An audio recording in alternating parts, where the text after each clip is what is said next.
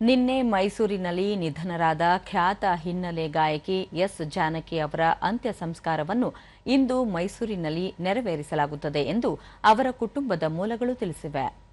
S Janaki ಅವರು ಮೈಸೂರಿನಲ್ಲಿ ವಾಸ್ತವ್ಯ ಹೂಡಿದ್ದ ನವೀನ್ ಅವರ ಎಚ್ಡಿ ಕೋಟೆ ತಾಲೂಕಿನ ಕಣಿಯನಹುಂಡಿ ತೋಟದಲ್ಲಿ ಅಂತ್ಯ ಸಂಸ್ಕಾರ ನೆರವೇರಿಸಲು ನಿರ್ಧರಿಸಲಾಗಿದೆ. ಈ ಹಿನ್ನೆಲೆಯಲ್ಲಿ ಕಣಿಯನಹುಂಡಿಯಲ್ಲಿರುವ ನವೀನ್ ತೋಟದಲ್ಲಿ ಅಂತ್ಯ ಸಂಸ್ಕಾರಕ್ಕೆ ಸಿದ್ಧತೆಗಳನ್ನು ಮಾಡಲಾಗುತ್ತಿದೆ. ಎಸ್ ಜಾನಕಿ ಅವರ ಮೊಮ್ಮಗಳು ಅಪ್ಸರಾ ಅವರು ವೈದಿಕ ವಿಧಿವಿಧಾನದಂತೆ ಅಂತ್ಯ ಸಂಸ್ಕಾರ ನೆರವೇರಿಸಲಿದ್ದಾರೆ ಎನ್ನಲಾಗಿದೆ.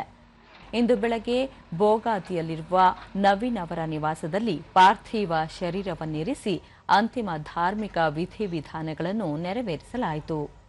ಬಳಿಕ ಮೈಸೂರಿನ ಮಹಾರಾಜ ಕಾಲೇಜು ಮೈದಾನದಲ್ಲಿ ಸಾರ್ವಜನಿಕರ ಅಂತಿಮ ದರ್ಶನಕ್ಕೆ ವ್ಯವಸ್ಥೆ ಮಾಡಲಾಗಿದೆ.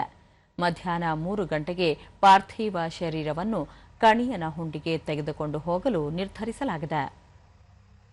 ಭಾರತೀಯ ಚಿತ್ರರಂಗದ ಖ್ಯಾತ ಹಿನ್ನೆಲೆ ಗಾಯಕಿ, ಗಾನ ಕೋಗಿಲೆ ಎಂದೇ ಖ್ಯಾತಿ ಪಡೆದಿದ್ದ ಹಿರಿಯ ಗಾಯಕಿ ಎಸ್ ಜಾನಕಿ ಅವರು ವಯೋಸಹಜ ಕಾಯಿಲೆಯಿಂದ ಮೈಸೂರಿನಲ್ಲಿ ನಿನ್ನೆ ನಿಧನರಾಗಿದ್ದಾರೆ. ಅವರಿಗೆ 88 ವರ್ಷ ವಯಸ್ಸಾಗಿತ್ತು. ಕನ್ನಡ, ತೆಲುಗು, ತಮಿಳು, ಮಲಯಾಳಂ, ಹಿಂದಿ, ಸಂಸ್ಕೃತ, ಒಡಿಯಾ, ತುಳು, ಉರ್ದು, ಪಂಜಾಬಿ, ಬಂಗಾಲಿ, ಕೊಂಕಣಿ ಜೊತೆಗೆ ಇಂಗ್ಲಿಷ್, ಜಪಾನೀಸ್, ಜರ್ಮನ್ ಹಾಗೂ ಸಿಂಹಳಿ ಸೇರಿದಂತೆ 20ಕ್ಕೂ ಅಧಿಕ ಭಾಷೆಗಳಲ್ಲಿ 48,000 ಹಾಡುಗಳಿಗೆ ಧ್ವನಿಯಾಗಿದ್ದರು.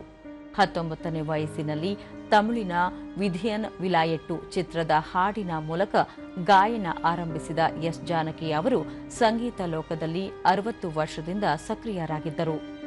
2013ರಲ್ಲಿ ಕೇಂದ್ರ ಸರ್ಕಾರ ಪದ್ಮಭೂಷಣ ಪ್ರಶಸ್ತಿ ನೀಡಿ ಗೌರವಿಸಿತ್ತು.